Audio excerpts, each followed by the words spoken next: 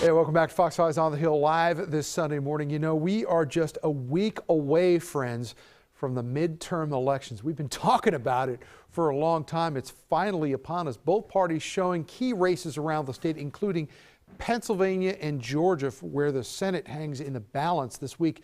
Senate Majority Leader Chuck Schumer caught in an open mic discussing his concerns with President Biden. Listen carefully.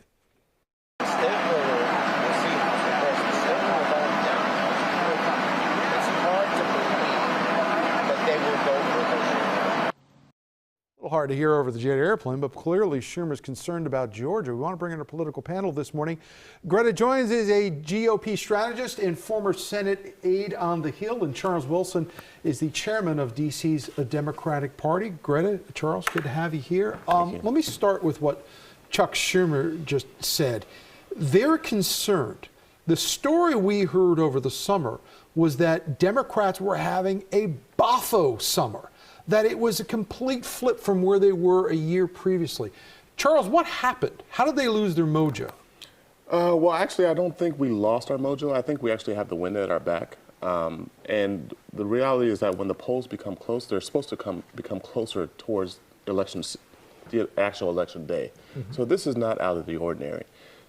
The important thing for Democrats is to make sure that we articulate the accomplishments of the Biden administration and remind the American voters that we do not want to go back to where we were under the Trump administration. But Greta, when the Democrats accentuate some of the successes they did have over the summer, a lot of it still comes down to these pocketbook issues. People paying more at the supermarket, more at the gas pumps.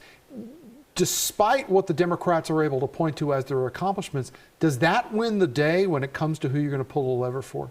I think even when you look back at the summer, the economy was still the top issue for most voters in the polls. Not to say that they weren't concerned about the Dobbs decision and some of these other issues that I think probably inflated Democrats' numbers briefly. I think that Democrats didn't do a good job of really messaging to even their core voters on what they're going to do next Congress on the economy, and that's why it's getting closer. But at the same time, Republicans have been very loud and very correct sometimes in pointing out the problems. They haven't been as loud sometimes about offering solutions about what they would actually do to fix all of this. Why don't we hear as much from the Republicans about what their solutions are as they are spending time on identifying the problems?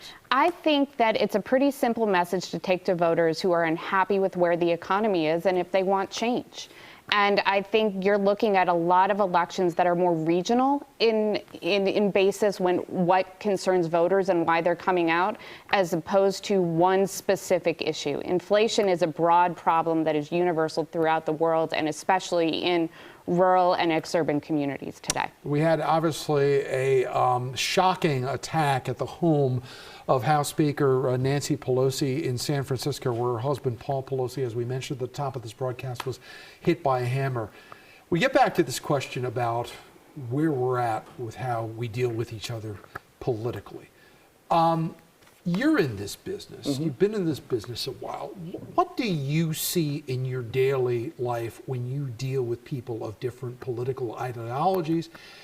Because the professional people who work in this business generally kind of see each other on the same level, but that does not seem to be filtering down to some more radical parts of the people on the left and on the right. And is there a responsibility amongst people in politics to start maybe bringing these sides together, at least lowering the temperature?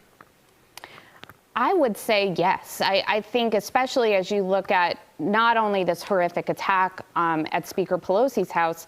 I mean, Lee Zeldin in New York, he was attacked by someone who tried to stab him during a campaign event.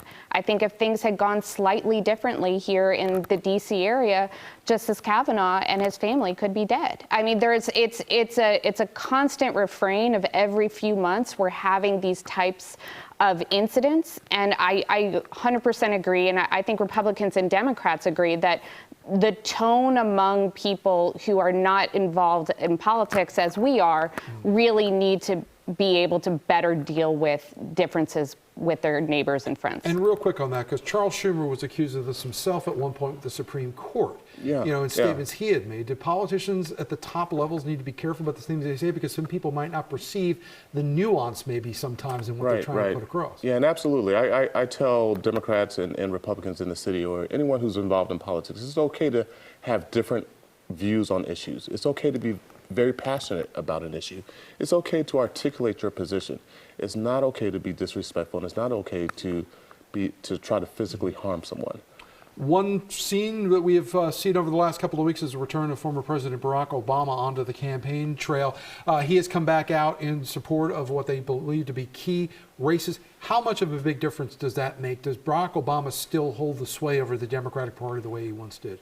I think he does. I think he is an incredibly popular and well-spoken and articulate surrogate to have on any campaign. I think when you look at where he's going, I think that's very interesting. At the same time, though, Donald Trump is back out there. Do Republicans still embrace Trump the way they did? Because some of them have kind of taken hands off. Yeah, and I think they're smart. Donald Trump is very a divisive political figure, whereas Barack is someone who can bring people together.